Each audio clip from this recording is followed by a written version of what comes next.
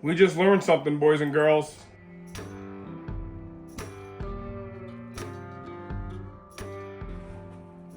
All right, I am trying diligently to get back in the groove here. And last night, we got the intake manifold on. What I'm going to do now is I'm going to set the distributor in, but I thought I might show you how I'm going to do that. You know, with the advent of, multi-coil ignition systems and all these things with crank sensors and cam sensors, cars with distributors might be kind of, no pun intended, foreign to people. So let me just show this. We're gonna do a static timing here. It's all pretty much the same logic once you understand where your intake and your exhaust valves are. Chevys, they're gonna be opposite. Oldsmobiles, obviously you can watch the intake runner here. Lines up with this valve, and the exhaust port lines up with that valve. So we have intake, exhaust here. I'm going to set this up at 5 degrees before top dead center on compression stroke. Compression stroke is you can crank the motor over and you can watch your intake valve open and close. Then your exhaust valve open and close. That gets you through the whole revolution. And then when your intake valve opens again, just to give yourself your point of reference, once it closes, you have begun your compression stroke. Right? You can only compress what you've ingested. So intake valve opens, you begin your compression stroke, and you crank that notch on your harmonic balancer around until you get to 0, and then your piston in that hole there will be at top dead center, 0 degrees advanced. That's not where engines like to run. They always want to run a little bit of advanced timing. This L65 2-barrel, although we do have a 4-barrel on it, because that's the better intake, 5 degrees. So you have 0 on your timing marker here. The center one is 5. This is a pretty rudimentary attempt at them stamping out a 10. It's a big rectangle and an O, but that V there is 10 degrees. So we're going to set this at 5 degrees, and we're going to put the distributor in pointing at number 1. Now again, it's not pointing at number 1 cylinder. It's pointing at the number 1 terminal on the cap. And I'll put that wherever I want for now. And we know that Oldsmobile spin counterclockwise. Maybe we'll talk more about that. But we're not going to set the distributor in at 0 degrees at top dead center and then try to fire this pig up with no timing. And then I got to grab the distributor and try to crank it and give it some advance. We're just going to stick it in there at 5 degrees.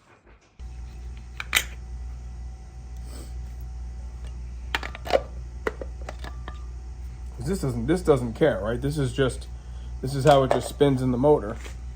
So what I'm gonna do here is I'm gonna get a Sharpie, because an Oldsmobile distributor spins counterclockwise. It's gonna be 1843652. Okay. So we're gonna call this one number 1. Again, the cylinder doesn't care which one is number 1 on here, as long as what's before it is in the right order, meaning 2 and 8. Okay, so that's kind of sort of, now we're not going to go crazy, but there it is. I think the nickname for this little motor is just going to be spare parts, because that's exactly what it's being made out of. And at the end of this whole thing, it might be worth nothing but spare parts. Dug out a Quadrajet that I know ran on one of the other cars. 7042251, 1972 Oldsmobile. It's actually a 455 carburetor, non-442, non-W30. That would be a 253 if it was a 442. So, cool. What's going on here is, I don't know. We're going to have big block exhaust manifolds with a big block carburetor and a wimpy used L65 cam with serial bowl pistons and 72 Smog or 72 7A heads. Yeah. Well, one thing's for sure. I'm making a whole lot of room in the garage by putting all this crap into one pile here. Fuel pumps on, carburetors on, used carburetor gasket I used the ones with the rubber, with the, I guess they're plastic inserts around the bolt holes.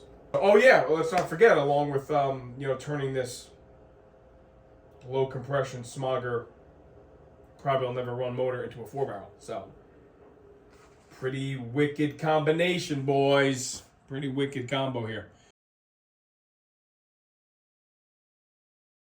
Hey, I'm talking to myself because I thought I hit the red button. Jeez Louise. Did you see that I had to change the base gasket because the secondary holes were too small? This gasket does not work because the secondary plates interfere. So I just had to pull that back off, put a different carburetor on it so that I could get that full throttle, wide open action. Let's put the exhaust manifolds on it, and then I can put dipstick tube in there. This one here really has no. Oh shoot, we do have an obstacle. We just learned something, boys and girls. I can't use a big block manifold on the passenger side because this part of the manifold hits the oil filter housing. I mean, I knew they'd fit, and they'd fit the heads, and that the port sizes would be wrong, but nobody ever told me. I've never done this before. I've never tried to do the wrong thing, but I am hitting that. So these ain't gonna work. We're gonna run this thing without manifolds, I guess. I might have an old set of manifolds somewhere, or maybe somebody wants to donate a set of manifolds. That's an interesting factoid that we just learned. That is not gonna work. Not gonna work. Hitting right here. I've been messing with so many silly, stupid things here. You know, we got to get some fuel lines to the carburetor, of course. Block all the vacuum lines. We know we have the distributor in. Thermostat housing is on. No thermostat in it for now. We're going to just let water circulate when we do give it water. Fuel pump is on. So now it's time for some spark plugs and wires. What I have in stock are R45Ss. No, they're not. They're R43s. So that's what's going in it. And I'm going to scavenge these old Excel wires. I think they're Excels. So I got to tell you, starting to actually kind of dig how this ugly engine is looking. We're really going to gaudy this thing up. We're going to take this thing. It's so cool because it's so uncool. I would never do this to the OG. Oh my God. I would never do this to my car. Yes, sir. We are going to put used spark plugs in this motor. Hey. All for the sake of science, I guess. Me and Mr. Miller are going to make a little list of things we need. I still don't have a dipstick. Don't have a dipstick. Let me not be so rude here now.